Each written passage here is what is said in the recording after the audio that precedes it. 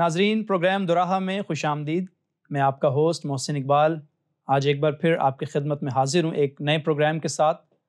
नाजरीन, जब हम दौरे हाजरा की बात करते हैं तो ख़ास तौर पर तारीकी और मायूसी, ये दो ऐसी चीज़ें हैं जिन्होंने इंसान की ज़िंदगी को तबाह बर्बाद करके रखा हुआ है।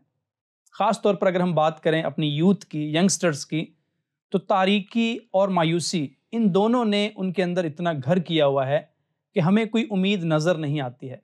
लेकिन इनके बावजूद जब हम एक ऐसे वर्ड जिसको हम उम्मीद कहते हैं, जब हम उसकी तरफ रुख करते हैं तो फिर हमें मंजिल आसानी से नज़र आना शुरू हो जाती है। तो आज जिस मौजू पर हम गुफ्तगू करने जा रहे हैं वो है उम्मीद। इस पर हम बात करेंगे और इस पर बात करने के लिए आज हमारे दरमियान स्टूडियो में हमारे बहुत ही प्यारे भाई रिजवान भट्टी साहब मौजूद हैं। हम उनको आज अपने इस स्टूडियो में खुश आमदीद कहते हैं। आपका बहुत शुक्रिया सर, आप अपना कीमती वक्त निकाल कर आज हमारे दरमियान मौजूद हुए हैं।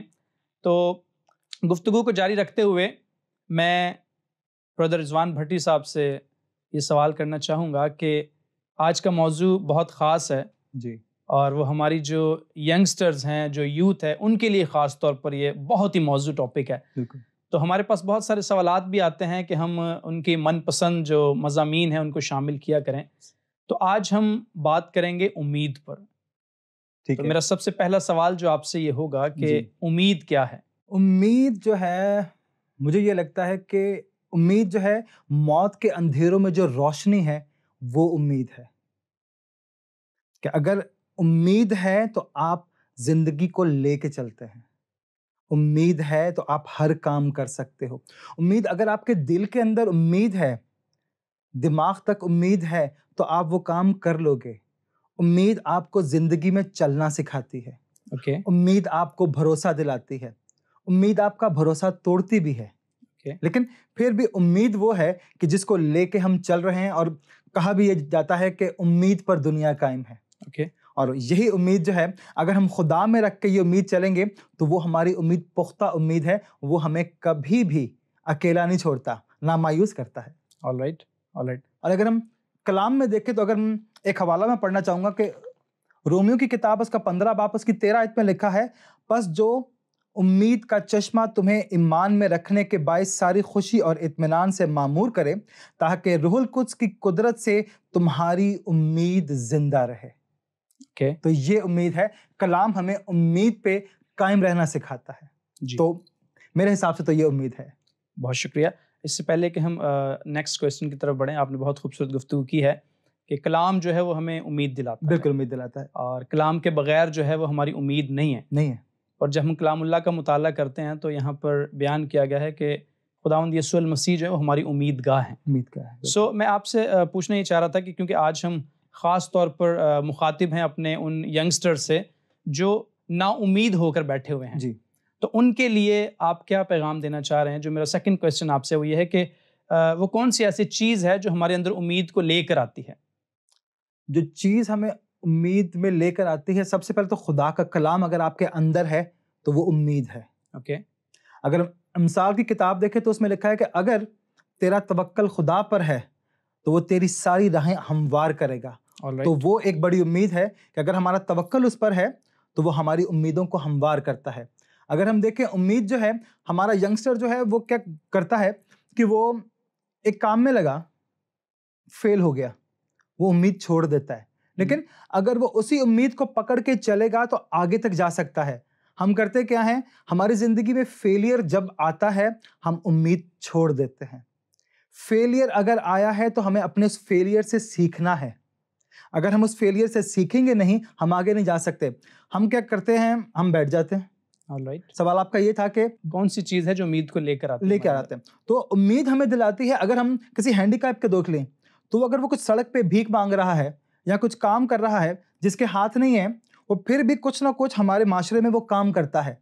अगर हम उसको देख लें तो हमें ये उम्मीद वो आती है कि अगर ये काम कर सकता है तो हमें भी वो उम्मीद आनी चाहिए कि नहीं, मैं भी ये कर सकता हूँ। ओके, तो उम्मीद हमें इस तरह आती है। उसके बाद अगर देख लें, हम कहीं जा रहे हैं, हम ऑलराइट, किसी को देखते हैं कि यार अगर ये ऐसे कर सकता है, मैं भी कर सकता हूँ, ओके, ट्राई कर सकता हूँ।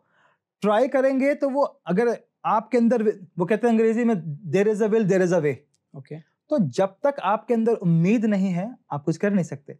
तो उम्मीद के बगैर दुनिया नहीं है, उम्मीद के बगैर आप नहीं है। उम्मीद हमें हर काम करने की तकवीत देती है। ओके, जब तक आपके अंदर तकवीत नहीं आएगी आप काम नहीं करेंगे। आपकी मिसाल ले लेते हैं कि आप एक वक्त में कितना काम कर रहे हैं। आपको उम्मीद ये होती है कि अभी थोड़ी देर पहले आप जिक्र कर रहे थे कि आपने 2 इंटरव्यूज दिए हैं, तो दुआ में याद रखिए कि आपको उम्मीद है आपको, और जिनको 2 लोगों ने आपका इंटरव्यू लिया उन्होंने भी आपको यही उम्मीद दिलाई होगी कि आप 3rd इंटरव्यू दें तो हम आपको ले लेंगे। तो ये उम्मीद जो दिलाता है, ओके, खुदा भी उम्मीद देता है। तो Alright. जब तक उम्मीद नहीं है, अब हमें हमारे दोस्त, अगर अच्छे दोस्त हैं, वो हमें हमेशा उम्मीद दिलाते हैं कि आप ये करो तो ऐसे हो जाएगा। अच्छा दोस्त, अच्छा साथी, अच्छी बीवी, ये खुदा की तरफ से एक देन है, एक उम्मीद है आपके लिए कि आप जिंदगी में क्या कर सकते हो। ऑल राइट, बहुत खूबसूरत बात की है आपने कि ये वो अनासर हैं जो आपको उम्मीद दिलाते हैं। बिल्कुल। तो इसके हवाले से क्या आप इसको भी एलेबरेट करना चाहेंगे कि उम्मीद का ताल्लुक ईमान के साथ कितना ईमान है? के साथ, बिल्कुल। जब तक ईमान नहीं है उम्मीद नहीं है। ओके, ईमान है तो उम्मीद है। मैं ये मानता हूं कि दोनों चीजें अगर आपके साथ चलती हैं तो आप जिंदगी में कभी नाकाम नहीं हो सकते। ऑल राइट, आप सारे काम बड़े अच्छे से कर सकते। ईमान जो है वो आपको तकवीत देता है उम्मीद के लिए। ओके, आपका दिमाग जो है वो काम करेगा तो आपकी पूरी बॉडी काम करेगी। यस, तो जब तक ईमान नहीं है आपकी आंखें आपके हाथ काम नहीं कर सकते। तो ईमान जो है वो उम्मीद को तकवीत देता है। All right. सो बहुत ज़बरदस्त। तो वो कौन सी ऐसी चीज़ें होती हैं जो हमें नाउमीदी की तरफ लेकर जाती हैं? नाउमीदी की तरफ तो पहला है फेलियर। ओके, फेलियर किसी भी तरह का हो सकता है। हमारे जो यंगस्टर्स जो हैं वो किसी के साथ रिलेशन में गए, ओके, एक अच्छा टाइम गुजरा, लास्ट मोमेंट पे उसको ये उम्मीद थी कि नहीं ठीक है मेरे साथ ठीक है, लेकिन लास्ट मोमेंट पे जब वो डिच होता है वो नाउमीद होता है। नाउमीदी के बाद वो हरकतें करता है, वो कहता है कि नहीं मैंने दोबारा उस डगर पे जाना ही नहीं है। ऑल राइट, नंबर 2, अच्छा दोस्त, मैंने पहले कहा कि वो हमको उम्मीद दिलाता, लेकिन अगर हमारी सोहबत जो है वो अच्छे दोस्तों में नहीं है, ऑल राइट, बुरे दोस्तों में है, तो वो अगर हम कुछ सोच के बैठे हुए हैं कि मैंने ये करना है, तो बुरी सोहबत हमें ना उम्मीदी की तरफ लेके जाएगी, उम्मीदी की तरफ नहीं लेके जाएगी। हम जितनी मर्जी उम्मीदें लगा के बैठे हों हमने ये करना है, बुरी सोहबत हमें कहता है छोड़ यार कुछ नहीं होगा, मैंने भी ये किया था ऐसे नहीं हुआ, कुछ नहीं होगा, हम कुछ कर ही नहीं सकते। जब हम इस बात पे आ जाते हैं नाउमीदी की कि हम कुछ कर नहीं सकते, ऑल राइट, हम पस्ती में चले जाते हैं। जब तक हमें उम्मीद नहीं है हम कर नहीं सकते। हमारे अच्छे दोस्त, ओके, हमारे करीबी साथी, देखिए जी, हम जॉब करते हैं, जॉब में अगर हम काम कर रहे हैं तो ऑब्वियसली आप भी करते हो मैं भी करता हूँ, बॉस ने डांट दिया, कहते हैं कि यार ये तो मुझे डांटते ही रहता है, अच्छा काम करूंगा तो भी डांटता है, बुरे काम पे तो डांट पड़ती है, लेकिन इसने कभी मुझे अप्रिशिएट ही नहीं किया, तो हम नाउमीदी की तरफ जाते हैं। हमें अपग्रेड होने की बजाय हम पीछे रिवर्स पे चले जाते हैं। राइट, तो नाउमीदी के लिए ऑप्शंस हमारे पास इतने हैं कि हम उम्मीदी की तरफ जाते नहीं हैं। सबसे पहले तो हम ये सोच लेते हैं कि हम कर ही नहीं सकते, पस्ती में चले जाते हैं।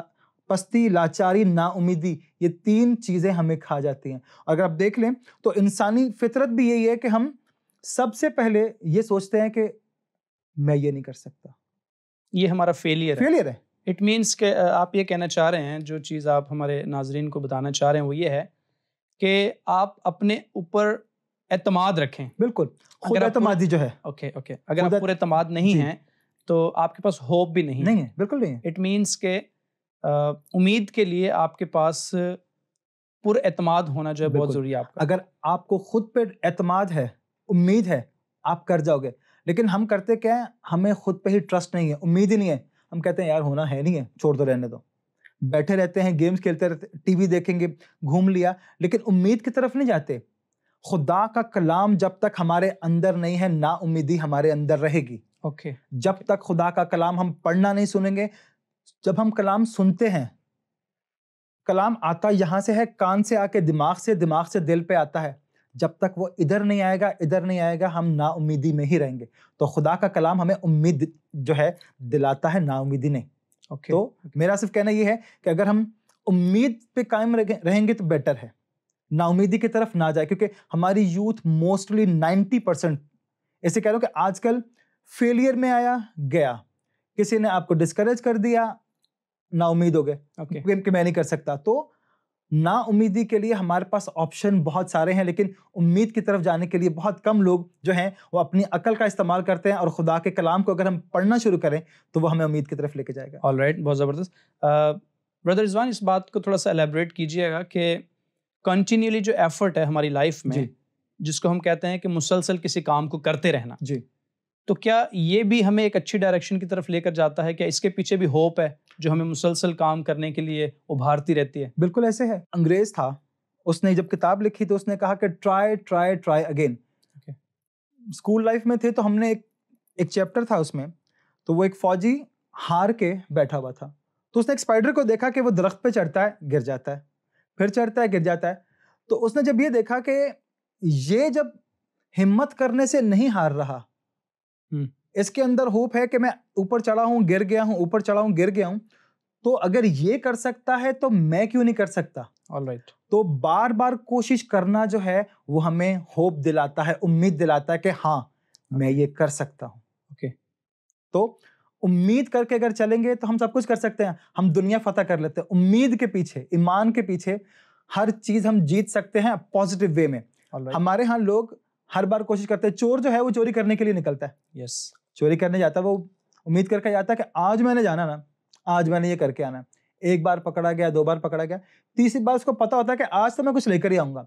तो हमारा भी यही हाल है कि हम कोशिश अगर करते रहेंगे पॉजिटिव वे में, तो ये पक्की बात है कि हम किसी न किसी ऐसे मकाम पे पहुंचेंगे और वहां पे खड़े होकर हम ये कहेंगे कि मैं कोशिश करता रहा और खुदा मेरे साथ था। अगर खुदा आपके साथ नहीं है तो आप जितनी मर्जी कोशिश कर लें, आप नहीं कर सकते। Alright, that's very good, that's very good. Brother, अगर हम खुदावंद यीशु मसीह की ज़िंदगी की बात करते हैं तो बहुत सारे लोग उनसे मुख्तलिफ किस्म की तवक्कुआत लगा के रखते थे, और बहुत सारे लोगों को ये उम्मीद होती थी जी कि ये अगर आएगा तो ये काम मेरा हो जाएगा। बिल्कुल ऐसे। मिसाल के तौर पे मैं आपसे ये पूछना चाहूँगा कि कोई ऐसा वाक़या बाइबल में से बयान कीजिएगा कि कोई घराना जो यीशु मसीह से उम्मीद लगा के रखता था, अगर ये यहाँ पर होता, राइट? बिल्कुल। अगर तो हम इसको थोड़ा सा एलेबरेट कीजिएगा ताकि हमारी जो यूथ है वो इससे इनकरेजमेंट हासिल करे, ना कि वो डिस्करेज हो जाए और वो अपनी ज़िंदगी में खुदावंद यीशु मसीह को जो है वो अव्वल दर्जा दे। बिल्कुल, अभी जो बात आपने की वो उसमें एक वाकया है, लाजर का वाकया।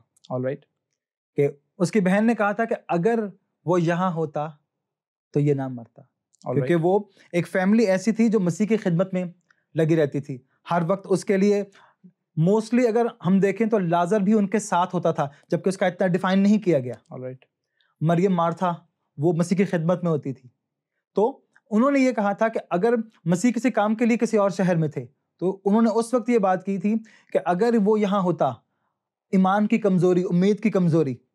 ऑलराइट, लेकिन उसको ये पता था कि जब मैंने जाना है मैंने उसको जिंदा करना है। तो मसीह अगर उस वक्त वहां पर नहीं है, अगर जो हम दिमाग में सोच के बैठे हुए हैं अगर वो उस वक्त नहीं होता, तो उसका मतलब ये होता है कि हर बात का एक वक्त मुकर्रर है और उस बात का उस मुकर्ररा वक्त पर पूरा होना जरूरी है। अगर आप देखें तो जब मरियम ने ये कहा कि अगर वो यहाँ होता तो मेरा भाई ना मरता, तो जब चौथे दिन मसीह वहां पहुंचे तो उसने देखा कि लोग रो रहे हैं, तो जब वो गए तो उसने कहा कि नहीं, तेरा भाई मरा नहीं, सोता है। तो कब्र पे जाके जब उन्होंने कहा कि लाजर बाहर आ जा, क्योंकि उस वक्त वो उनके ईमान की कमजोरी थी, उनको उम्मीद नहीं थी, उनको ये उम्मीद थी कि अगर ये यहाँ होता तो ना मरता। लेकिन मसीह में अगर हम हैं तो हमें ये उम्मीद होनी चाहिए कि अगर मसीह हमारे साथ है, वो अंदर है, ऑलराइट, तो ऐसे काम हो जाएगा। ऑलराइट, तो मसीह ने यही किया। जब चौथे दिन वो आए तो उन्होंने कहा कि लाजर कब्र से बाहर निकला, क्योंकि उसको ये पता था कि मैं इनकी उम्मीद हूं, मैं इनकी उम्मीद तो खराब नहीं करूंगा। ऑलराइट, ऑलराइट, बहुत ज़बरदस्त। भाई रिजवान, मैं आपकी इस बात से कुछ यूँ सीख रहा हूँ कि जब मुकम्मल तौर पर नाउमीदी जो है वो हमारे अंदर घर कर जाती है, बिल्कुल, तो हम ख़ास तौर पे अपनी यूथ से मुखातिब हैं कि अगर वो ये सोचते हैं कि अब कुछ भी नहीं है, लाजर जब मर गया है तो उसकी बहनों ने कहा कि नहीं, अब ये वापस नहीं आ सकता, नाउमीद हो गए, नाउमीद है जी। लेकिन वहां पर भी एक उम्मीद की किरण बाकी तो है। बिल्कुल, और वो कौन है? वो खुदावंद यीशु मसीह है। बिल्कुल। तो आज भी अगर हम मुकम्मल तौर पर नाउमीद हो चुके हैं जी, तो हमारे पास एक होप है जो हमारी उम्मीदगाह है, जो हमारा खुदा है। मैं ठीक कह रहा हूँ? बिल्कुल मैं ऐसे आपकी गुफ्तगू से सीख रहा हूँ कि यीशु मसीह, खुदावंद यीशु मसीह जो है वो हमारी उम्मीदगाह है, उम्मीदगाह है, और हमें हर वक्त जो है उस पर उम्मीद लगाकर रखनी है कंटिन्यू। और राइट, हमारे यहाँ उम्मीद उस वक्त जागती है जब हम मौत के दरहाने पे खड़े होते हैं। मोस्टली आप देख लें, मैं अपनी दादी की मिसाल दूंगा। दादी मेरी पूरी उम्र जो थी थोड़ी सी जरा वो सख्त थी, जो उन्होंने कहना है कह देना। तो जब उनकी डेथ बहुत 3-4 दिन पहले की बात है, पास बैठे हुए तो दादी ने कहा कि मैं मरना नहीं चाहती। ओके, मैं कह भाई क्यों, एक दिन तो जाना है। कह रही है नहीं, मैं ये रहना। तो हम जीना उस वक्त शुरू करते हैं जब हम मरने के दरहाने पे होते हैं। पूरी उम्र हम वैसे गुजार देते हैं, मर्ग के वक्त हमें याद आता है कि नहीं, अभी तो मैंने जीना शुरू किया। That's very good. आखिरी बात जो मैं आपसे पूछना चाहता हूँ वो ये है कि जैसे हम पहले डिस्कस कर रहे थे कि ईमान जो है इसका भी हमारे अंदर होना बहुत ज़रूरी है उम्मीद के लिए। बिल्कुल। तो जब हम भी करीबुल मर्ग होते हैं या बिस्तर मर्ग पर होते हैं, बिल्कुल ऐसे, और हम कभी कभी सोच रहे होते हैं कि इसके बाद भी कुछ होना चाहिए, तो ये भी एक मसीही के लिए उम्मीद है कि उसको पता है कि मेरे मरने के बाद भी एक जगह है, बिल्कुल जगह है। लेकिन दुनिया में सारे लोग इस ईमान पर नहीं है। ऐसे ही है। बहुत सारी दुनिया जब बिल्कुल करीबुल मर्ग होती है और उनके पास आने वाली जो जिंदगी है जिस पर मैं और आप ईमान रखते हैं, वो इस पर ईमान नहीं रखते। राइट, बिल्कुल। लेकिन उनके जहन में भी एक सवाल आता है, जब वो बिस्तर पर होते हैं उनके जहन में भी एक सवाल आता है कि ये जो जिंदगी मैंने गुजारी है ये ऐसी नहीं होनी चाहिए, इसके बाद भी कुछ होना चाहिए। तो मैं यहाँ पर इस बात को सोच रहा हूँ कि मैं और आप कितने खुशकिस्मत लोग हैं कि हम जब बिल्कुल करीबुल मर्ग भी होते हैं तो उसके बाद भी हमारे पास एक उम्मीद होती है। क्या कहना चाहेंगे आप इस बारे में? बिल्कुल, इसलिए कि मौत के बाद उम्मीद है। मसीह जब कब्र में गए, हम वहां पे आके स्टॉप नहीं होते, हमारी उम्मीद उसके बाद शुरू होती है। जब वो जिंदा हो गया, आसमान पे चला गया, तो वो हमको यहाँ पे कह के गया कि तुमने मेरी मुनादी करनी है। ऑलराइट। तो उम्मीद हमको दिला के गया कि मैं वापस आऊंगा और तुम्हारे लिए जगह तैयार करके वापस आऊंगा ताकि जहां मैं हूं तुम भी हो। हमें वो उम्मीद दे के गया, और सिर्फ उम्मीद नहीं है, ये यकीन है कि वो आ रहा है और हमें अपने साथ लेके जाएगा। कि जब तक ईमान, उम्मीद और यकीन नहीं, आप कुछ नहीं कर सकते। तो मसीह जो है हमारा ईमान है, और पुख्ता ईमान है हमारा। आपने मिसाल दी खुदावंद यीशु मसीह की कि जब वो कब्र में चले गए, बिल्कुल, तो दुनिया तो यही समझती थी ना कि अब सब कुछ खत्म हो चुका है। और लेकिन बाइबल मुकद्दस हमें ये भी बयान करती है कि वो लोग जो मसीह की तालीमात से वाकिफ थे, उनको मालूम था कि इसने कहा था कि मैं तीसरे दिन जिंदा हो जाऊंगा, मैं जी उठूंगा। तो ये भी एक जिंदा उम्मीद थी उनके पास, और खुदावंद यीशु मसीह ने उनकी उम्मीद को तोड़ा नहीं है। बिल्कुल ऐसे है। हमें वाज़ेह तौर पर इस बात का इशारा मिलता है कि जब वो मुर्दों में से जिंदा हुए हैं तो उन्होंने वो बात करके दिखाई है, और अपने शागिर्दों की और अपने मानने वालों की उम्मीद को और बढ़ा दिया था उन्होंने। और ना सिर्फ वहीं पर बात ख़त्म नहीं होती है, उसके बाद भी जब वो सौदे आसमानी करते हैं जी, तो वो ये बयान करके जाते हैं कि मैं दुनिया के आखिर तक तुम्हारे साथ रहूं। तो ये भी एक जिंदा उम्मीद है कि जब हम अपनी नज़रें उस पर जमाए रखते हैं और उसको तकते रहते हैं, तो वही हमारी कामिल उम्मीद है, वही हमारे लिए मशील राह है। तो बहुत ज़बरदस्त गुफ्तगू आपने की है उम्मीद के हवाले से। तो मैं आपसे एक और बात साथ चलते हुए पूछता चलूं कि जब हम पुरउम्मीद होते हैं तो हमें कैसा तजर्बा होता है पुरउम्मीद होने का अपनी लाइफ में? क्या वो एहसासात कैसे होते हैं? हम जब पुरउम्मीद होते हैं तो हमें पता है कि ये काम होने वाला है। ऑलराइट। पुरउम्मीद जो वर्ड है, अगर हम देखें कि होने वाला है, उम्मीद होगा। पुरउम्मीद जब हम होते हैं ना कि हमें पता है कि ये मेरा काम हो जाएगा, तो हम क्या करते हैं कि हम पुरउम्मीद होते, कुछ चीज़ों से हम पुरउम्मीद होते हैं कि ये हो जाएगा, सम टाइम नहीं होती जी, फेलियर, हम कहते हैं कुछ नहीं होगा। लेकिन अगर हम ईमान में पुरउम्मीद हैं कि ये होगा, तो वो डेफिनेटली होगा।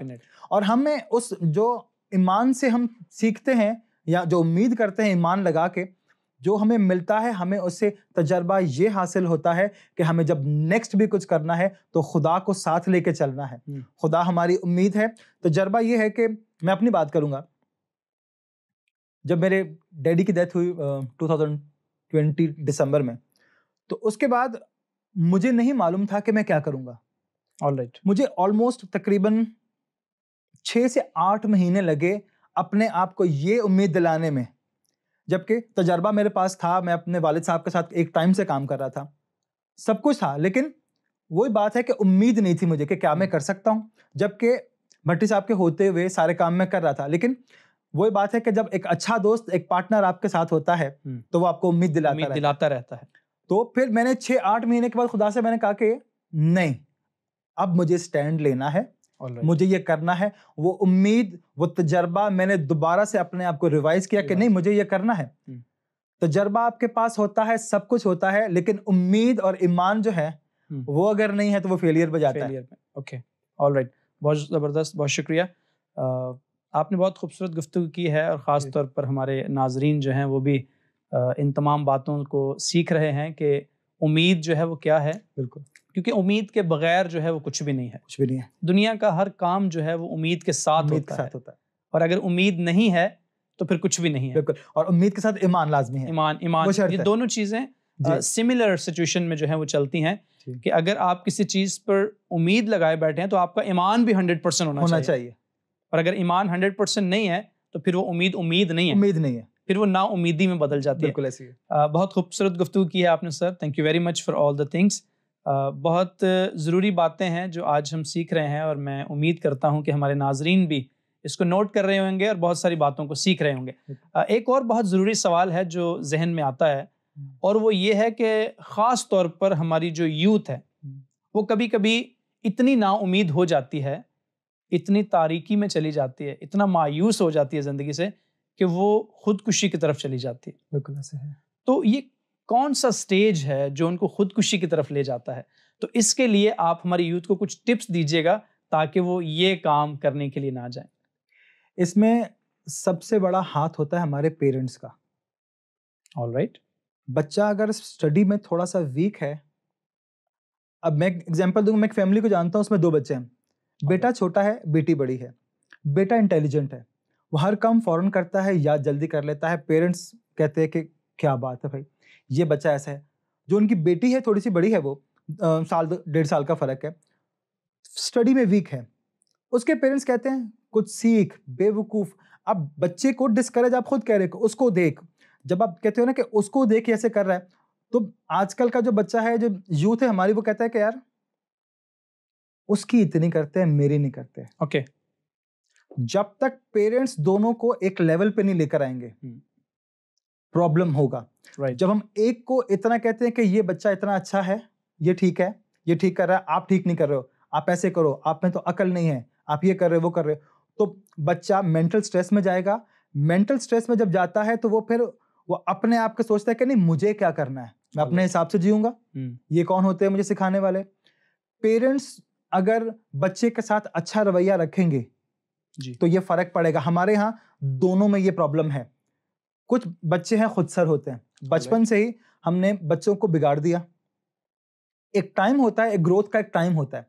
अगर बच्चे की ग्रोथ हमने सही ट्रैक पे कर दी है, ऑलराइट, तो बच्चा एक सही ट्रैक पे जाएगा, आपके काबू में है। लेकिन जब हमने बच्चे को शुरू से खराब किया, और फैमिली जैसे करती हैं, बच्चा बदतमीजी कर रहा है, कुछ भी कर रहा है, पेरेंट्स मना नहीं करते, ऑलराइट, लेकिन जब वो बड़ा हो जाता है, उसकी वो ग्रोथ पक्की हो गई है, उसने वही करना है जो उसने ठान लिया है, वो पेरेंट्स की नहीं सुनता। यहाँ पे दोनों का प्रॉब्लम है। बच्चा पेरेंट्स की नहीं सुनता, पेरेंट्स बच्चे की नहीं सुनते। लेकिन हमारी यूथ जो है वो इस वक्त जिस स्टेज पे है, वो अपनी मनमानी करती है। ऑलराइट, ऑलराइट, वो पेरेंट्स को कहती है हमें पता है, आप पुरानी ज़हनियत के लोग हो, ऑलराइट, हमें पता है हमने क्या करना है। मोस्टली हमारे जो आजकल के जो बच्चे हैं, बड़े बच्चे, छोटे बच्चे, वो पेरेंट्स को मोस्ट ऑफ द टाइम डांट देते हैं। वो बात कर रहे हैं, वो डांट देते हैं।